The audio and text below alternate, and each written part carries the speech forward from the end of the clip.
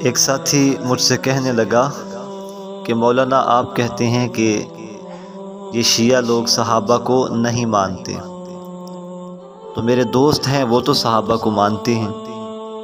میں نے پوچھا جی وہ کیسے مانتے ہیں؟ تو وہ کہنے لگا کہ وہ صحابہ کی تعریف کرتے ہیں اور بہت فضیلتیں بیان فرماتے ہیں۔ تو میں نے کہا اصل میں شیعہ لوگ ہمیں دھوکہ دینے کی کوشش کرتے ہیں۔ کہنے لگا جی وہ کیسے دھوکہ دیتے ہیں؟ میں نے کہا جب آپ ان سے پوچھیں گے نا کہ صحابہ جنتی ہیں تو فوراً کہیں گے جی صحابہ تو جنتی ہیں۔ میں نے کہا آپ پھر ان سے پوچھیں گے نا کہ صحابہ سارے معیار حق تھے تو وہ کہیں گے جی سارے صحابہ معیار حق تھے، حق پر تھے۔ تو میں نے کہا پھر آپ ان سے یہ کہیں گے نا کہ کیا کوئی صحابی بھی جہنم میں نہیں جائے گا؟ تو وہ فوراً کہیں گے نہیں جی کوئی صحابی بھی جہنم میں نہیں جائے گا۔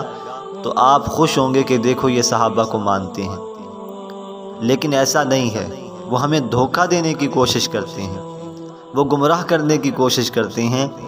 میں نے اس ساتھی سے کہا، میں نے کہا آپ ان کو جا کر یہ کہنا کہ جو اہل سنت والجماعت کے نزدیک صحابہ ہیں کیا وہ جنتی ہیں؟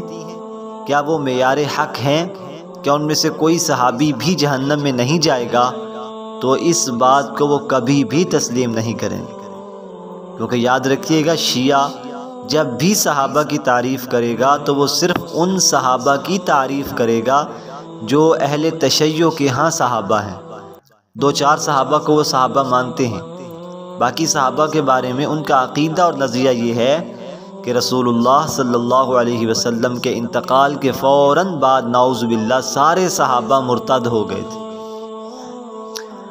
تو وہ ساتھی کہنے لگا کہ میرا ایک دوست ہے تو وہ نعرے بھی لگاتا ہے صدیق اکبر زندہ باد، فاروق اعظم زندہ باد، تو وہ صدیق اکبر رضی اللہ تعالیٰ عنہ کو بھی مانتا ہے، حضرت عمر رضی اللہ تعالیٰ عنہ کو بھی مانتا ہے، اور یہ عالم حضرات کہتے ہیں کہ وہ صحابہ کو بالکل نہیں مانتے۔ میں نے کہا یہ بھی ایک دھوکہ دیتے ہیں۔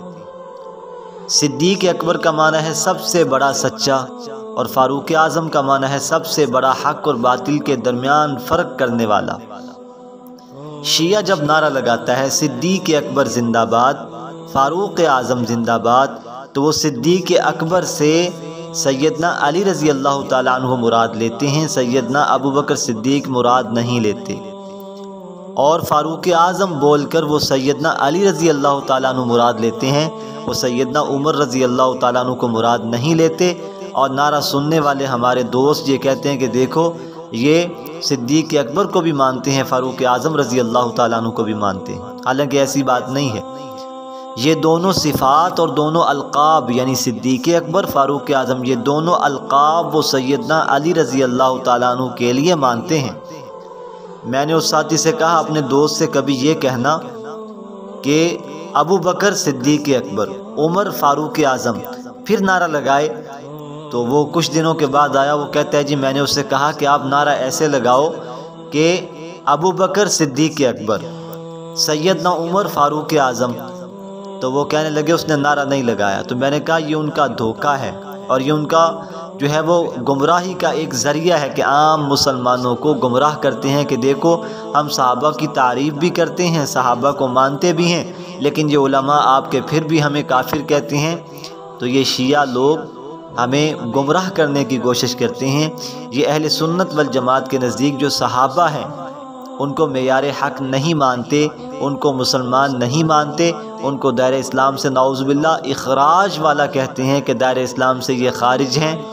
اس وجہ سے علماء ان کو کہتے ہیں کہ جب تم ہمارے بزرگ صحابہ کے بارے میں کفر کا فتویٰ دیتے ہو تو ہم تمہارے بارے میں کفر کا فتویٰ دیں گے۔